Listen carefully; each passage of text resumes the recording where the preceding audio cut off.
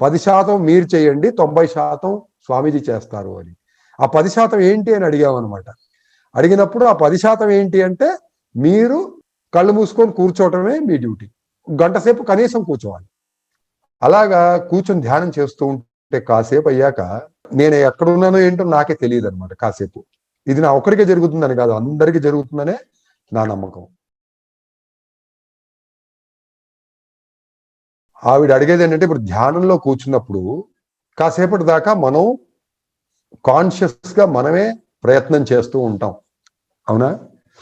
అంటే ఇక్కడే చూడాలి, బ్రుగుటి మీదే చూస్తూ ఉండాలి, ఏ ఆలోచన పెట్టుకోకూడదు, మనసులో ఏ ఆలోచన రానివ్వకూడదు అని ఇలాగ మనం ప్రయత్నం చేస్తూ ఉంటాం, అవునా? అయితే నా అనుభవం గురించి నేను మాట్లాడుతున్నాను. మరి అందరి అనుభవం ఎలాగుందో దయచేసి మీరు కూడా మాట్లాడితే బాగుంటుంది. నా అనుభవం ఏంటంటే, ధ్యాన మందిరంలో బెంగళూరు ఆశ్రమంలో కూర్చొని ధ్యానం చేశాను కొన్నిసార్లు. అలాగా కూర్చొని ధ్యానం చేస్తూ ఉంటే కాసేపు అయ్యాక ఇంకా అక్కడ నేను ఎక్కడున్నానో ఏంటో నాకే తెలియదు అనమాట. కాసేపు ఇది నా ఒక్కరికే జరుగుతుందని కాదు, అందరికీ జరుగుతుందనే నా నమ్మకం. కాసేపు అయ్యాక ఏమవుతుందంటే ఎక్కడున్నానో ఏమైపోయానో నాకే తెలియదు అనమాట. అలాగుంటది కాసేపు. ఆ తర్వాత ఏమవుతుందంటే కాసేపు భజన వినిపిస్తూ ఉంటుంది. కళ్ళు మూసుకొని ఉన్నాను కదండి, ధ్యాన మందిరంలో ఉన్నాను, భజన స్టార్ట్ చేశారు, భజన వాళ్ళందరూ భజన చేస్తా ఉన్నారు. కాసేపు అయ్యాక మళ్ళీ కొంచెం వినిపిస్తుంది అనమాట, లైట్ గా భజన వినిపిస్తుంది. ఓహో భజన వినిపిస్తుంది కదా అని తెలుస్తుంది. మళ్ళీ 1-2 నిమిషాల్లో మళ్ళీ మళ్ళీ పోద్ది అనమాట. భజన కూడా వినిపించదు.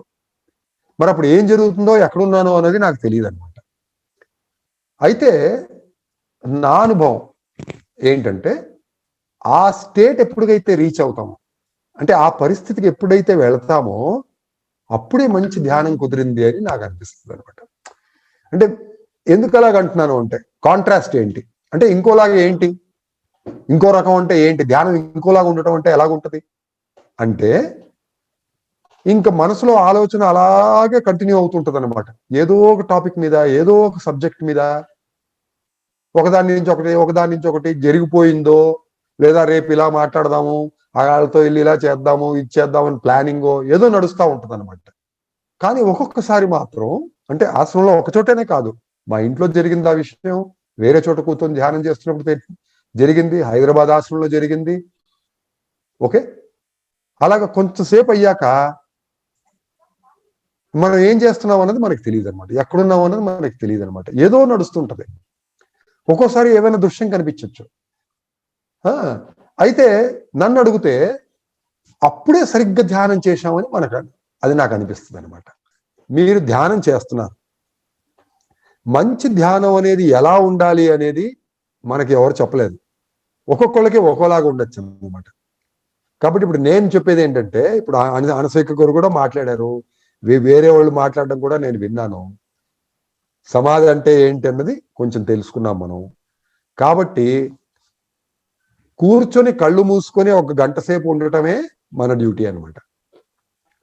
అలాగ రోజు మనం 1 గంట సేపు అలా చేయగలిగితే మిగతా 90% స్వామీజీ చేస్తారు అనమాట. స్వామీజీ నోటితో స్వామీజీనే చెప్పారు, 10% మీరు చేయండి, 90% స్వామీజీ చేస్తారు అని. ఆ 10% ఏంటి అని అడిగామన్నమాట. అడిగినప్పుడు ఆ 10% ఏంటి అంటే మీరు కళ్ళు మూసుకొని కూర్చోవటమే మీ డ్యూటీ. గంట సేపు కనీసం కూర్చోవాలి. ఓ 10 నిమిషాలు లెగిసిపోయాను, అరగంట అయ్యాక లెగిసిపోయాను, అది ఒప్పుకోరు స్వామీజీ. కనీసం గంట సేపు కూర్చోవాలి, కళ్ళు మూసుకొని కూర్చోవాలి, రోజు 1 గంట చేయాలన్నమాట. మనం ఆయన శిష్యులం చేయాల్సిన 10% అదే, మిగతా 90% ఆయన చేస్తారన్నమాట. కాబట్టి ఏది మంచి ధ్యానం, ఎలాగుంటే మంచి ధ్యానం, నేను మంచి ధ్యానం చేస్తున్నానా లేదా, ఊరికే నిద్రపోతున్నానా, ఇదంతా అవసరం లేదనమాట. యాక్చువల్గా మీకు ఇంకో జవాబు చెప్పాలన్నమాట. అదేంటంటే స్వామీజీనే చెప్పారనమాట, రాత్రి పడుకునే ముందు, నిద్రపోయే ముందు గనక మీరు ధ్యానం చేసుకొని, ధ్యానం చేస్తూనే పడుకున్నారనుకోండి, అంటే ఆ తర్వాత ఇంక ధ్యానం చేసిన తర్వాత మళ్ళీ ఇంక వేరే పనులు చేయకూడదు అనమాట.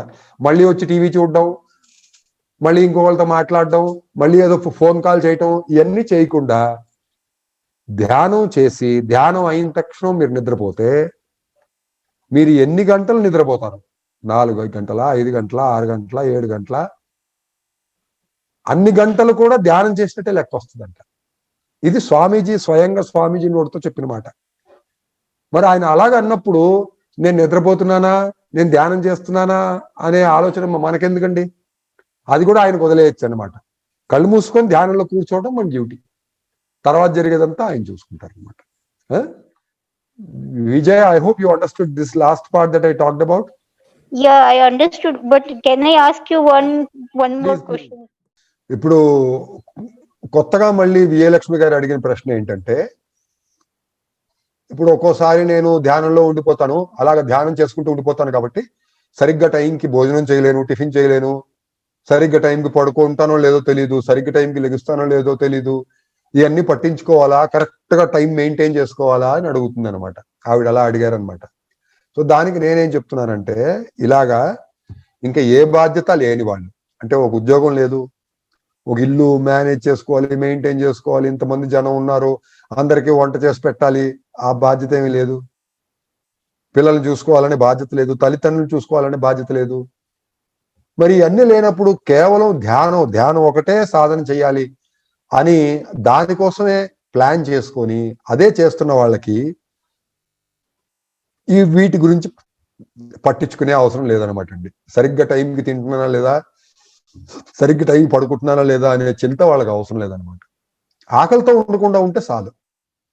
ఈ విషయంలో నేను ఊరికే మాట్లాడట్లేదు, ఏదో నా నోటికి వచ్చింది మాట్లాడడం కాదు, నేను చూశాను అనమాట. మహాసమాధి స్వామీజీ గారు మహాసమాధి అయిన తక్షణం ఒక 1 నెల రోజులు యశోదక్కయ్య గారు బెంగళూరు ఆశ్రమంలోనే ఉన్నారు. ఇంకా ఎక్కువ ఉన్నారేమో కానీ ఆ 1 నెల రోజులు మేము చూసామన్నమాట.